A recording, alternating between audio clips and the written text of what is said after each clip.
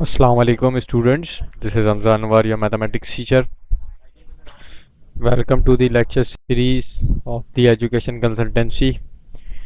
आज हम मैथ्स के लेक्चर के साथ अपनी क्लास को कंटिन्यू करेंगे। लास्ट हमारी मैथमेटिक्स फॉर ग्रेड मैट्रिक की लेक्चर सीरीज में हमने अपना चैप्टर नंबर 1 कंप्लीट करा था, दैट इज क्वाड्रेटिक इक्वेशन। आज चैप्टर नंबर 2 से हम स्टार्ट करेंगे, that is theory of quadratic equation. Theory of quadratic equation basically last chapter से रिलेट करते हुए, लास्ट चैप्टर में हमने क्वाड्रेटिक इक्वेशन को सॉल्व किस तरह, method of solving quadratic equation, types of quadratic equation हमने डिस्कस करी थी। अब इसमें फर्दर और डिटेल्स जो क्वाड्रेटिक इक्वेशन से रिलेटेड हैं उनको अब हम डिस्कस करेंगे। कंटेंट आपके पास यहाँ पर इस चैप्टर में discriminant, nature of root, values of unknown involved in quadratic equation, cube root of unity and their property, roots and coefficient of quadratic equation, relation between roots and coefficient of quadratic equation, synthetic division and simultaneously equations. ठीक है, ये topics हैं जो यहाँ पर अब हम discuss करेंगे। Okay, theory of quadratic equations. Number 1 हमारा जो टॉपिक है that is discriminant. Discriminant is a part of quadratic formula under the square root. अच्छा, डिस्क्रिमिनेंट एक ऐसा पार्ट है जो आपके स्क्वायर रूट के अंदर होता है। जैसे यहाँ पर एक क्वाड्रेटिक फॉर्मूला का अगर स्क्वायर रूट आप देखें तो ये जो पार्ट है ये आपका डिस्क्रिमिनेंट है, आपका डिस्क्रिमिनेंट है, means B square minus 4ac is a part of discriminant.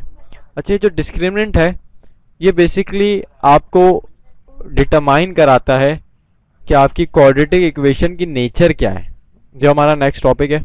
ठीक है, डिस्क्रिमिनेंट से हमें पता चलता है कि नेचर क्या है रूट का या क्वाड्रेटिक इक्वेशन का। अच्छा, discriminant can be positive, zero, negative and this determines how many solution there are to be given quadratic equation. और पॉजिटिव, जीरो, अच्छा आपके पास डिस्क्रिमिनेंट जो पॉजिटिव हो सकता है, जीरो भी हो सकता है, नेगेटिव भी हो सकता है। अब तीनों केसेस में अलग अलग आपके पास जो है वो केसेस बनेंगे, नेचर्स आएंगे डिफरेंट। पॉजिटिव के लिए अलग नेचर है, जीरो की अलग नेचर है, नेगेटिव की अलग नेचर है रूट की। और यही 3 वैल्यूज में आपको पता चलेगा कि आपके क्वाड्रेटिक इक्वेशन के आंसर्स कितने आएंगे, सोल्यूशन, अवेलेबल सोल्यूशन वहां पर कितने हैं आपके पास। ऑलराइट, अच्छा यही 3 पॉसिबिलिटी हो सकती है, या तो नंबर पॉजिटिव होगा, या तो नेगेटिव होगा, या तो जीरो होगा। इसके अलावा फोर्थ कोई पॉसिबिलिटी है नहीं। The roots, nature of the roots में अगर हम बात करें, सबसे पहले आपसे कह रहा है बी स्क्वायर माइनस 4ac जो है वो greater than zero, means positive number है और परफेक्ट स्क्वायर है। परफेक्ट स्क्वायर से यहाँ पर क्या मुराद है, मीन्स ऐसा नंबर जो रूट के अंदर सॉल्व हो जाए, मीन्स 4। अगर रूट 4 आप सॉल्व करेंगे तो 2 आ जाएगा। ये रूट का फैक्टर आ रहा है ना, यहाँ पर आपके पास डिस्क्रिमिनेंट क्या है, value under the root. Perfect आपकी जो क्वाड्रेटिक फॉर्मूला के अंदर जो वैल्यू है स्क्वायर रूट के अंदर वो डिस्क्रिमिनेंट है।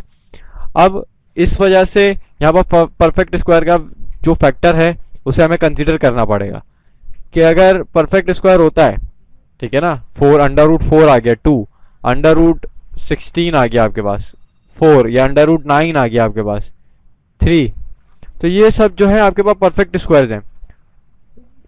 4, 9, 16, 25, 36, 49 और सो ऑन, जो आपके जितने भी स्क्वायर्स की वैल्यूज है नंबर्स के, वो सारे परफेक्ट स्क्वायर है।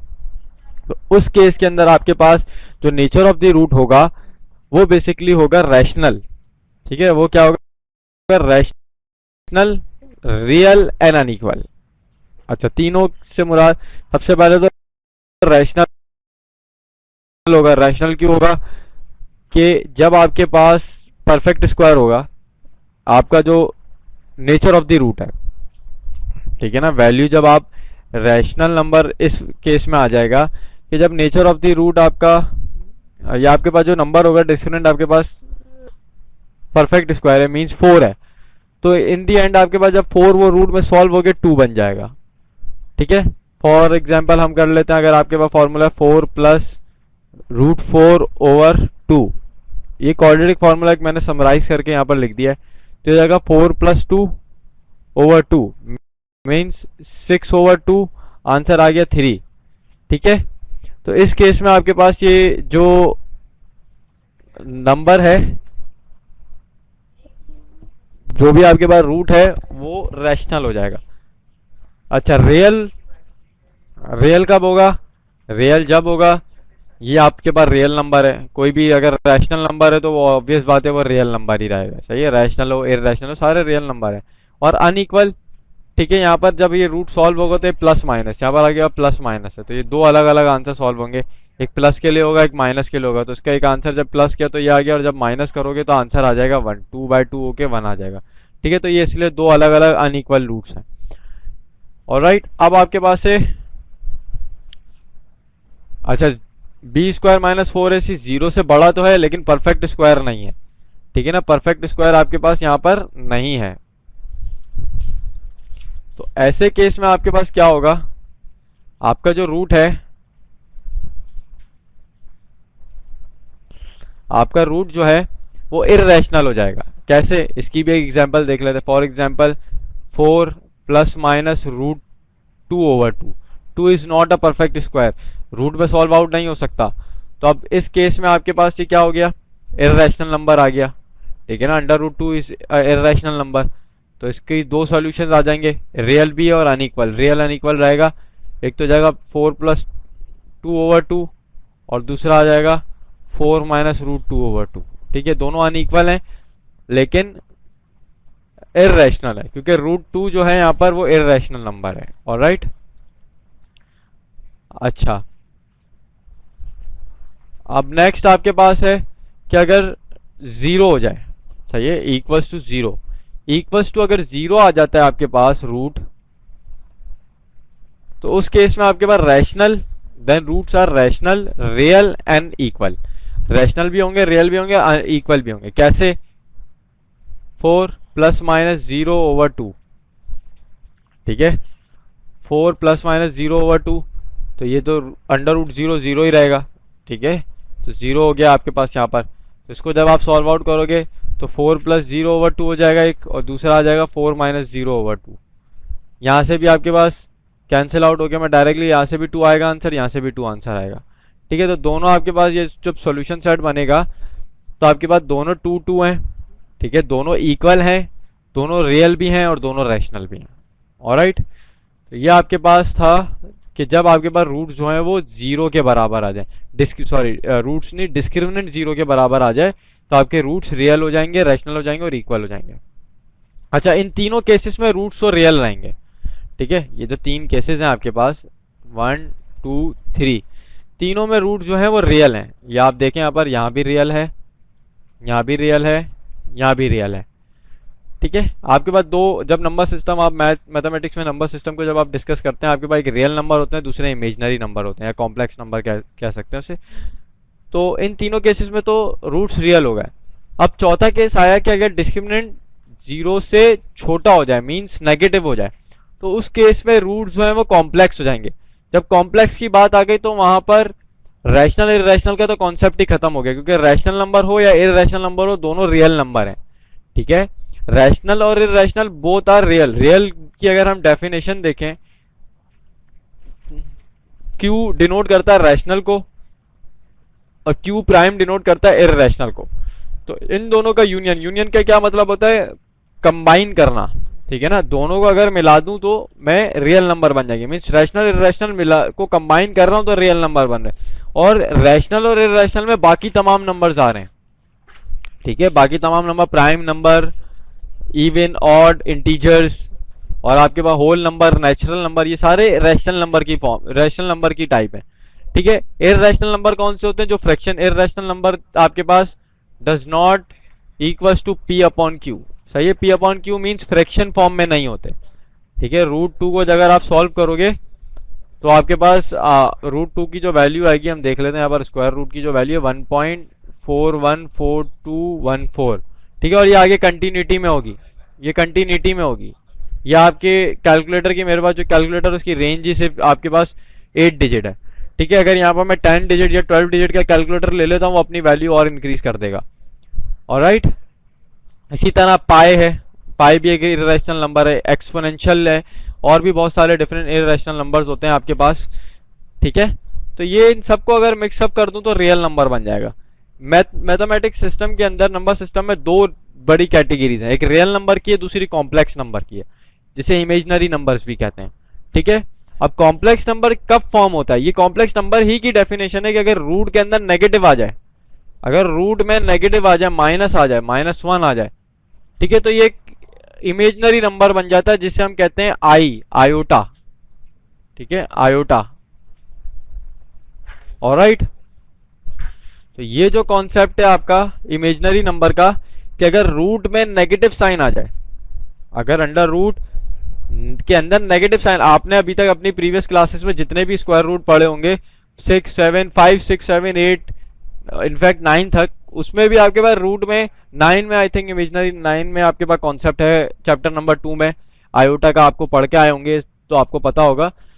8 तक आपने अंडर रूट के अंदर नेगेटिव साइन को यूज नहीं किया होगा, ठीक है ना, लेकिन 9th के अंदर आपके पास एक चैप्टर के अंदर, चैप्टर 2 के अंदर आपके पास चैप्टर 1, आई थिंक चैप्टर 1 है, 2 है, उसके अंदर आपके पास आयोटा का जो कॉन्सेप्ट है वहां पर गिवन है। तो ये आपको पता है कि अंडर रूट -1 बराबर है आयोटा के।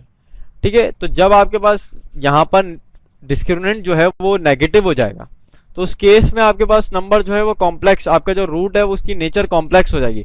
फॉर एग्जाम्पल 4, यहाँ मैं एक एग्जाम्पल ले लेता हूँ, 4 ± अंडर रूट -2/2। ठीक है, तो अब ये यहाँ पर आपके पास प्लस माइनस अंडर रूट -2/2 हो गया, तो 4 प्लस माइनस, ये जब रूट के अंदर माइनस आ गया तो ये आयोटा बना देगा। ठीक है, और ये आपके पास बचा 2/2। ऑलराइट, अब ये 2 1 हो जाएगा, 4 प्लस आयोटा अंडर रूट 2/2 हो जाएगा 4 माइनस आयोटा अंडर रूट 2/2। ठीक है, तो ये कॉम्प्लेक्स, ये आयोटा हमेशा याद रखना कि कभी भी आप आयोटा देखें किसी भी एक्सप्रेशन के अंदर आपको ये आई नजर आ रहा है, इट्स मीन कि ये कॉम्प्लेक्स नंबर है या इमेजिनरी नंबर है।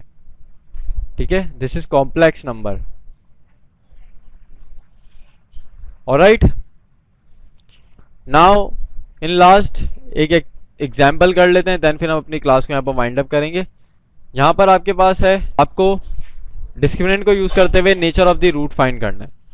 ठीक है, वही काम जो आप क्वाड्रेटिक फॉर्मूला में यूज करते हैं। सबसे पहला आप ए बी सी कंपेयर कर लें, ए यहाँ पर है 2, बी है यहाँ पर आपके पास -1 and C is equals to 1। Discriminant is equals to B square -4ac। ठीक है, इसके अंदर आप वैल्यूज रख दें, -1 square 4 2 into 1 -4 2 8 and that will equals to -7। चलें, तो अब यहाँ पर आपको नेचर ऑफ द रूट बतानी है। अभी हमने पीछे ही पढ़ा कि नेचर ऑफ द रूट जब आपके पास नेगेटिव नंबर आ जाए, डिस्क्रिमिनेंट 0 से छोटा आ जाए, तो nature of the root complex हो जाती है। तो लिख देंगे रूट्स आर